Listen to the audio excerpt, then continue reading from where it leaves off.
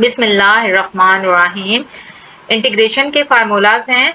आपके जितने भी लेसन्स हैं डीएई मैथ्स के, उनमें ये सारे फार्मूलाज आपके अप्लाई होते हैं।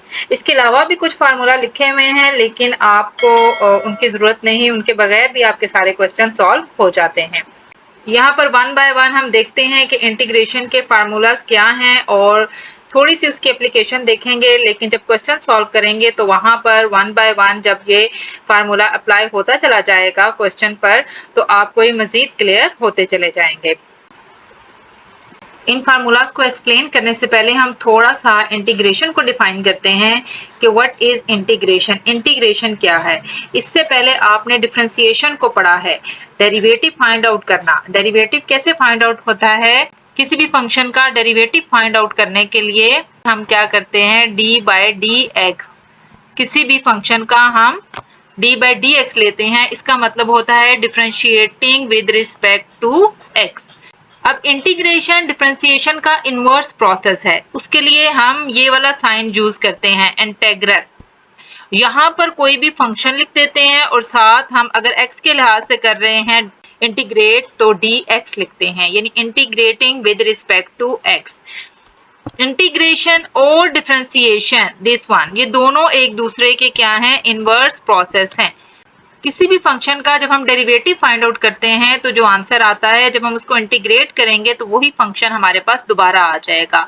अब इंटीग्रेशन क्यों यूज करते हैं, क्यों हम फंक्शंस को इंटीग्रेट करते हैं? इंटीग्रेशन कब यूज होती है? जब हमारे पास एरियाज अंडर द कर्व हमने फाइंड आउट करना हो। फर्ज करें आपके पास कोई डेफिनेट शेप है, ये स्क्वायर, कोई रेक्टेंगल हो गई, आपने इसका क्या है, एरिया फाइंड आउट करना है।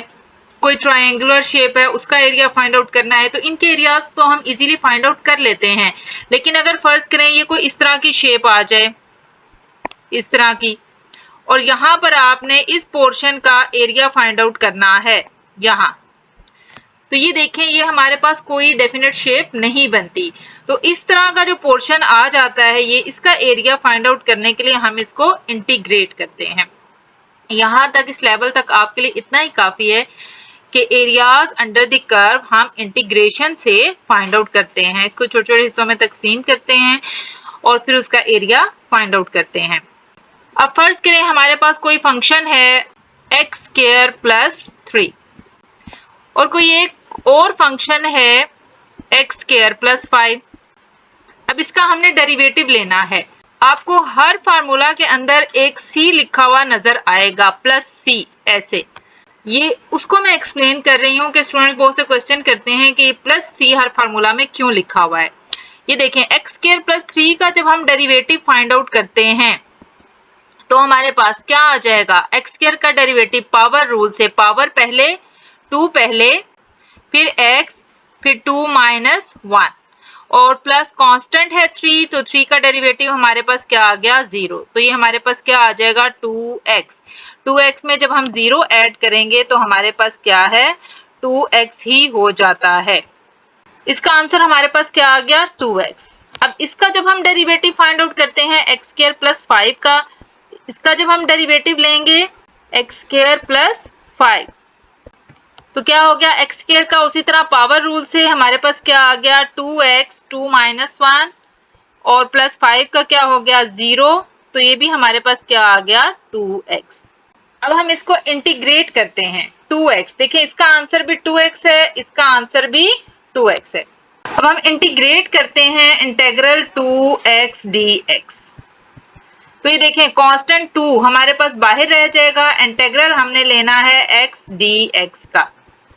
अब x के ऊपर कुछ भी पावर नहीं है तो 1 है, तो यहाँ पर हमारा फार्मूला अप्लाई होता है इंटेग्रल x पावर n का, integral x power n dx, ये वाला फार्मूला अप्लाई होता है। ये फार्मूला अप्लाई होता है integral x power n dx equal to होता है x power n plus 1 over n plus 1। इस फार्मूला से हम क्या करते हैं, पावर में ऊपर भी एक प्लस करते हैं और डिनोमिनेटर में भी एक प्लस कर देते हैं। तो ये देखें इस फार्मूला से हमारे पास क्या आ जाएगा, 2x की पावर में हमने क्या किया, 1 प्लस 1 ओवर 1 प्लस 1। तो ये क्या आ गया हमारे पास, 2x स्क्वायर ओवर 2। ये 2:2 से कैंसिल होके हमारे पास आंसर क्या बच जाता है, एक्स स्क्वायर। अब आप देखें ये हमारे पास आंसर क्या है, एक्स स्क्वायर आया है। इस वैल्यू के अंदर ना ही ये 5 हमारे पास आया है, ना ही ये 3 हमारे पास आया है। कांस्टेंट हमें नहीं पता इसके साथ क्या था, क्योंकि उसका डेरिवेटिव ऑलरेडी 0 है। तो यहाँ पर हमें कांस्टेंट नहीं पता, 3 है, 5 है, 7 है, क्या है। इसलिए जितने भी फार्मूलाज हैं उनके साथ हम यहाँ पर प्लस सी लिखते हैं, यानी कोई भी कांस्टेंट इस टर्म में इन्वॉल्व है। ये देखें नंबर 1 फार्मूला है इंटीग्रल dx। यहाँ पर कुछ नहीं लिखा हुआ, इट मींस इंटीग्रल 1 dx। यहाँ पर जब कुछ नहीं लिखा हुआ तो इसका क्या मतलब है कि हम एक्चुअली में इंटीग्रल ले रहे हैं 1 का, और 1 का इंटीग्रल हमारे पास क्या होता है, x, और साथ प्लस सी, हर फार्मूले में प्लस सी आएगा। उसके बाद सेकेंड नंबर पे देखें, सेकेंड नंबर पे लिखा हुआ है integral c f of x d x. F of x u v डब्ल्यू हमारे पास फंक्शंस को शो करेंगे। यहाँ पर फंक्शन अगर वेरिएबल की फॉर्म में होगा तो x की फॉर्म में, t की फॉर्म में, u या v की फॉर्म में होगा। यानी हम क्या क्या यूज करेंगे फंक्शन के लिए, u v w, F of x भी हो सकता है, जी एक्स भी हो सकता है, टी भी फंक्शन हो सकता है, थीटा भी हमारे पास फंक्शन हो सकता है। और कांस्टेंट जैसे आपने डेरिवेटिव में लिए थे ए बी सी डी भी कांस्टेंट हो सकते हैं, और बाकी नंबर्स 1 2 3 भी कांस्टेंट हैं। इंटीग्रेशन जिस तरह डिफरेंशिएशन में हमने वेरिएबल्स पर ली और ट्रिग्नोमेट्रिक फंक्शंस पर, यहाँ पर भी ऐसे ही होगा, वेरिएबल्स और ट्रिग्नोमेट्रिक फंक्शंस दोनों इन्वॉल्व होंगे। तो ये देखें सेकंड नंबर पर है integral c f of x. F of x कोई सा भी फंक्शन, फर्ज करें मैं सी एक्स क्यूब लिख दूं, तो यहाँ पर सी का क्या मतलब है, कांस्टेंट। कांस्टेंट हमेशा फंक्शन से बाहर आ जाएगा। फॉर एग्जांपल अगर मैं यहाँ लिखती हूँ इंटीग्रल 2x dx, अब 2 जोन सा है वो कांस्टेंट है, तो 2 क्या होगा हमारे पास फंक्शन से बाहर आ जाएगा, अंदर हम सिर्फ x का इंटीग्रल लेंगे। तो कांस्टेंट जिस तरह डेरिवेटिव में फंक्शन से बाहर आ जाता है, इसी तरह इंटीग्रेशन में भी फंक्शन से बाहर आ जाएगा। उसके बाद नंबर 3 देखें, हमारे पास क्या लिखा हुआ है, इंटीग्रल एफ ऑफ एक्स, फिर plus minus g of x, plus minus आगे डॉट डॉट लगा दिए हैं। इसका क्या मतलब है कि अगर बहुत ज्यादा फंक्शंस होंगे तो हम हर रे का अलग अलग इंटीग्रल लेंगे। देखिए integral F of x d x plus minus integral g of x d x plus so on. कैसे, अगर फर्ज करें हमारे पास लिखा हुआ हो integral x square plus 3 dx। अब इसका क्या मतलब है, हमने इस एक्स स्क्वायर का भी इंटीग्रल अलग लेना है और 3 का भी इंटीग्रल अलग लेना है। इसको ऐसे लिखेंगे x square dx plus integral 3 dx, और नेक्स्ट स्टेप में 3 इंटीग्रल साइन से बाहर हो जाएगा। प्लस में भी यही रूल, माइनस में भी यही रूल। उसके बाद देखें नंबर 4 है integral x power n dx। n कोई भी नंबर है, यानी x के ऊपर कोई भी पावर होगी तो हम क्या करेंगे, x की पावर में एक प्लस करेंगे और डिनोमिनेटर में भी एक प्लस करेंगे। फॉर एग्जाम्पल अगर हमारे पास हमने इसी फार्मूले का इंटीग्रल लेना है, तो ये देखिए इंटीग्रल x के dx है, जब हम इसको सॉल्व करेंगे तो इस फार्मूले से हमारे पास क्या होगा, x पावर 2 + 1 ओवर 2 + 1 क्या हो जाएगा हमारे पास, is equal to x³ by 3। तो इंटीग्रल x पावर n का क्या मतलब है कि उसकी पावर में ऊपर हम एक प्लस कर देंगे और डिनोमिनेटर में भी एक प्लस कर देंगे, plus c constant of integration. उसके बाद नेक्स्ट फार्मूला है integral 1/x dx is equal to, अगर 1/x लिखा हुआ होगा तो इसका इंटीग्रल होता है नेचुरल लॉग ऑफ x। ये ln natural log of x को शो करता है, natural log of x plus c। Integral e power x dx, e के ऊपर अगर x लिखा हुआ होगा तो इसका आंसर जो है हमारे पास e पावर x ही आता है। लेकिन अगर इंटीग्रल e पावर ax लिखा हो, यानी साथ कोई कांस्टेंट भी आ रहा हो, तो क्या होगा कि वो कांस्टेंट डिनोमिनेटर में आ जाएगा। हम इसको ऐसे लिखेंगे integral e power ax by a plus c। For example जैसे हमारे पास लिखा हुआ हो integral e power 2x dx, हम इसको कैसे सॉल्व करेंगे, e पावर 2x लिखेंगे ए की जगह 2 कांस्टेंट लिखा हुआ है और 2 इधर डिनोमिनेटर में भी लिखेंगे इस फार्मूला से। यानी ax का क्या मतलब है, अगर कोई कांस्टेंट होगा तो वो वेरिएबल में साथ आएगा पावर में और डिनोमिनेटर में भी आएगा। उसके बाद नेक्स्ट है, आपने डेरिवेटिव्स में फार्मूलाज पढ़े थे कि integral sine inverse of x 1/1 minus x square का स्क्वायर रूट होता है। इस तरह से tan inverse of x 1/1 plus x square होता है और secant inverse of x 1/x square root x square minus 1 होता है। इंटीग्रेट में अभी ऑपोजिट हो जाएगा, इंटीग्रल अगर लिखा हो 1/1 माइनस एक्स स्क्वायर का स्क्वायर रूट तो ये हमारे पास होता है साइन इनवर्स ऑफ x। और अगर यहाँ x की जगह कोई और वैल्यू होगी, मसलन 2x लिखा हो, 3x लिखा हो, तो यहाँ इसके साथ आएगा 2x 3x जो भी और डिनोमिनेटर में भी वो कांस्टेंट आएगा। डिफरेंशिएशन में कांस्टेंट साथ आता है और इंटीग्रेशन में डिनोमिनेटर में कांस्टेंट आता है। ये जब क्वेश्चन करवाए जाएंगे तो उसके ऊपर अप्लाई करते हुए आपको ये मजीद क्लियर हो जाएगा। अब integral 1/1 plus x square dx is equal to होता है tan inverse of x plus C और integral 1/x square root X square minus 1 dx is equal to secant inverse of x plus C. ये tan inverse of x भी आता है इसका answer और minus cot inverse of x भी होता है। ये minus cot inverse of x भी इसको लिख सकते हैं। इसी तरह से जो साइन इनवर्स ऑफ x है इसको minus cos inverse of x भी लिख सकते हैं। ये दोनों फार्मूलाज अप्लाई होंगे। और जो सीकेंड इनवर्स ऑफ x है इसको हम माइनस को सीकेंड इनवर्स ऑफ x भी लिख सकते हैं। यानी 1/1 प्लस एक्स स्क्वायर का integral tan inverse of x plus C भी होता है और minus cot inverse of x plus C भी होता है। इसी तरह 1/x square root x square minus 1 का integral secant inverse of x भी होता है और माइनस को सीकेंड इनवर्स ऑफ x भी होता है। और यहाँ पर भी साइन इनवर्स ऑफ x भी होता है minus cos inverse of x। लेकिन आपको ये साथ वाले फार्मूलाज करने की जरूरत नहीं है, आप सिर्फ इसका ये याद रखें कि 1/1 plus x square tan inverse of x के इक्वल है।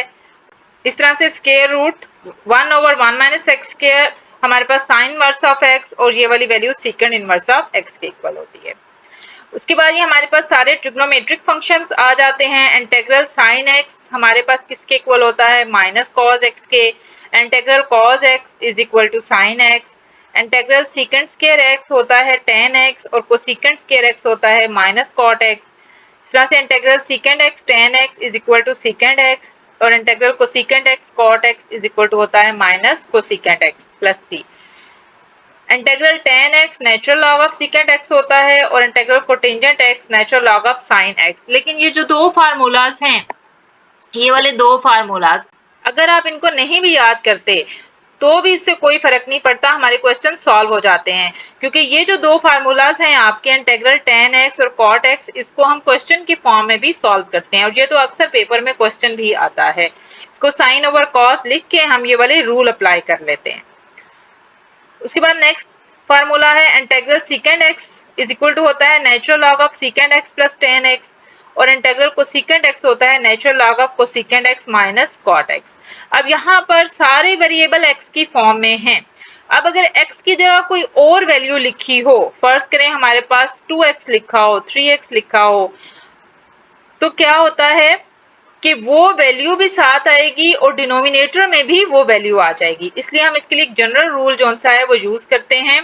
कैसे, फर्स्ट करें हमारे पास लिखा हुआ हो इंटीग्रल साइन ax, लिखा हुआ हो इंटीग्रल साइन ax, यानी हर फार्मूले के ऊपर आप इसको अप्लाई कर सकते हैं। तो ये हमारे पास किसके इक्वल आ जाएगा फार्मूले में, ये देखें इस फार्मूले से ये माइनस कॉस ax लिखेंगे और ये जो a है डिनोमिनेटर में चला जाएगा। फॉर एग्जाम्पल फर्ज करें यहाँ पर हमारे पास लिखा हुआ हो साइन 2x, तो हम इसको सॉल्व करते हुए क्या करेंगे, यहाँ पर a की जगह हम क्या लिखेंगे 2x minus cos 2x by 2। यानी एंगल में अगर कांस्टेंट वैल्यू आएगी इन सब फार्मूलाज में तो वो डिनोमिनेटर में लिखी जाएगी। ये दो फार्मूलाज बहुत इंपॉर्टेंट हैं। जिन क्वेश्चन पे कोई फार्मूला अप्लाई नहीं होता हम इनको रूल भी कहते हैं, रूल 1 और रूल 2। ये वाले फार्मूलाज हम उस पर अप्लाई कर देते हैं। ये जो फार्मूला है हमारे पास integral F of X power N, यानी फंक्शन के ऊपर अगर कोई पावर हो, फंक्शन के ऊपर अगर कोई पावर हो और साथ उसका डेरिवेटिव पूरा हो जाए, तो हम उस फंक्शन की पावर में क्या करते हैं, ऊपर भी एक प्लस कर देते हैं और डिनोमिनेटर में भी एक प्लस कर देते हैं। ये वाला फार्मूला सेम इस फार्मूला जैसा है, x पावर n। देखिए x के ऊपर पावर है और साथ उसका डेरिवेटिव 1 हमारे पास मौजूद होता है, इसलिए हम उसकी पावर में ऊपर और नीचे एक प्लस कर देते हैं।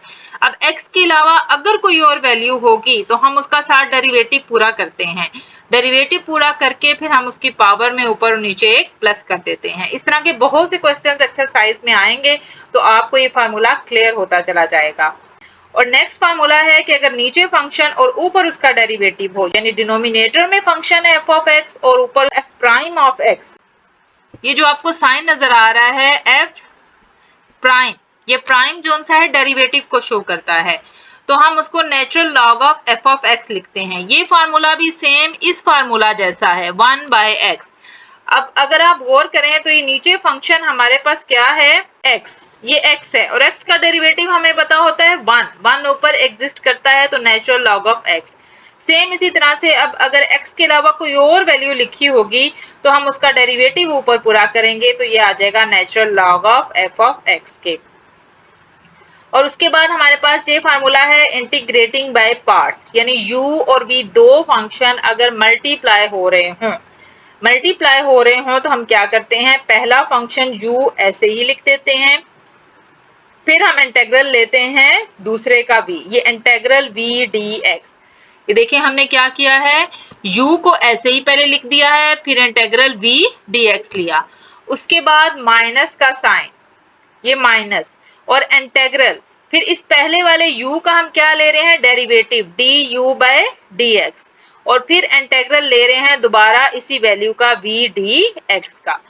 तो ये हमारे पास क्या है, by parts, integrating by parts, यानी दो फंक्शन आ रहे हों तो हम उसको ऐसे इंटीग्रेट करते हैं कि पहला जो सा है देखें u को हम ऐसे ही रहने देते हैं और इंटीग्रल ले लेते हैं दूसरे का v dx, फिर माइनस हम क्या करते हैं, इंटीग्रल डेरिवेटिव, ये देखें du बाय dx, पार्ट इसको कैसे रहे हैं, डेरिवेटिव लेंगे हम पहले का और फिर इंटीग्रल फिर हम ले लेंगे किसका, दूसरी वैल्यू का, यानी v dx का। और ये जो dx है शो करता है कि दोबारा हमने इसका क्या है, इंटीग्रल ले लिया। इसको हम कहते हैं इंटीग्रेटिंग बाय पार्ट्स। तो ये टोटल सारे फार्मूलाज हैं जो आपके इंटीग्रेशन में यूज होते हैं। यहाँ से आप बेशक इसका स्क्रीनशॉट ले लें, कहीं नोट कर लें, क्योंकि बुक में ये मुख्तलिफ पेजेस पे लिखे हुए होते हैं, तो इकट्ठे एक ही जगह पे लिख के आप इनको याद कर लें तो आपको इंटीग्रेशन के क्वेश्चन सॉल्व करने में बहुत आसानी रहेगी।